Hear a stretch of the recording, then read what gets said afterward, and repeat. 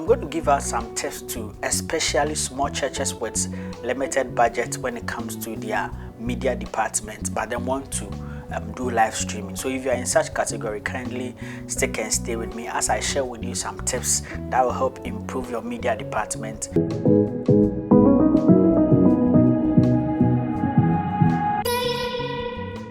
Hey guys, my name is Brakoku Simon and this is my channel. If you have not yet subscribed, kindly click on the subscribe button and turn on the post notification so that whenever I release a new video, you get the first hand notification. Now, let's go straight into today's topic. So in today's topic, I'm going to talk about live streaming. Yes, live streaming. When I say live streaming, I mean that picking the feed of your service or broadcasting your live service to the virtual audience. You can do this via Facebook, YouTube, Instagram, TikTok, name them, all the social media platforms that you can think of. Mind you, I said in one of my episodes that the virtual space has now also become part of the ministry space that churches must capitalize on and then take that space also for Christ. But how are you going to do that? You are going to do that with the help of this live streaming that I'm talking about. Now, before you can stream live, you need lots of gadgets. You need a camera like this one, and this is the Sony Z90 camcorder, which is it costs much.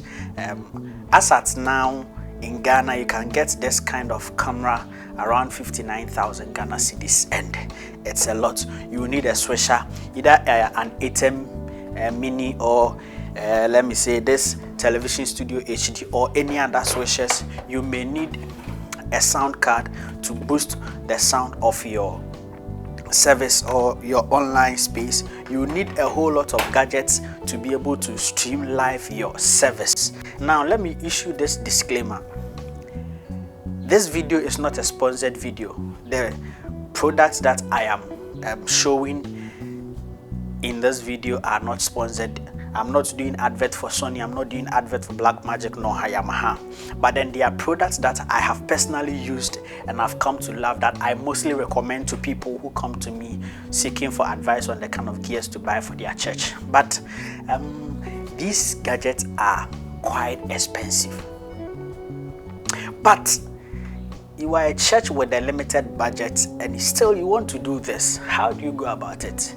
The solution is simple. If you have this device, you are good to go. Yes, if you have a mobile phone, you are good to go. The mobile phone comes with a smartphone. Let me say a smartphone comes with a camera.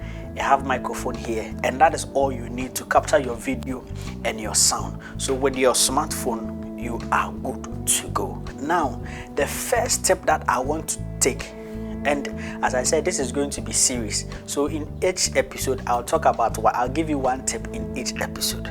Now, the tip that I want to talk about in this video is orientation.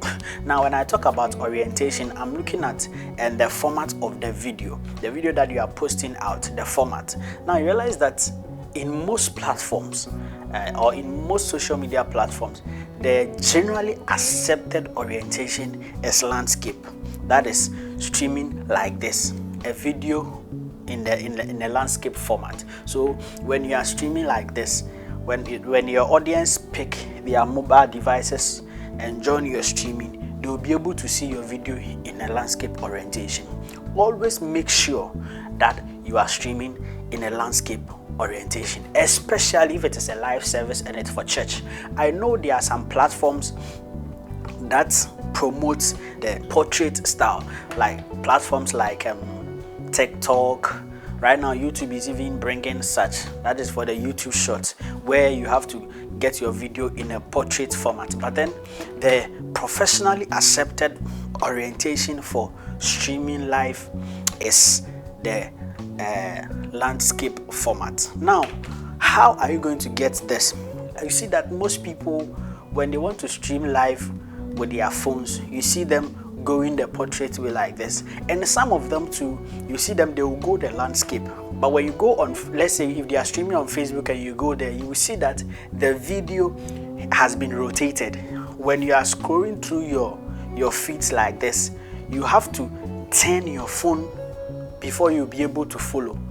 But that is wrong. My pastor Paul Odailai, who is the IT manager of the Church of Pentecost, is that it's one offense that you have to avoid, where your live audience have to turn their phones like this before they will be able to follow your stream. Now, how do you avert this? That is the tip I want to show you in this video. Now, when you want to stream live, when you open your application, let's say Facebook, and you want to stream, you click on the live button. Make sure your phone's orientation is changed from portrait to auto rotate. Let me say that again. Make sure that your phone is on auto rotation, so that when you rotate your phone like this, I believe you can see, you see the go live button here. Go live button here before you click on go live. So at this point, if you click on go live, you will see that your video will go live in the portrait manner. But then when your audience online are following your feed, they wouldn't have to rotate their phone. What causes that rotation is that you don't rotate your phone before going live. So that is the tip for you.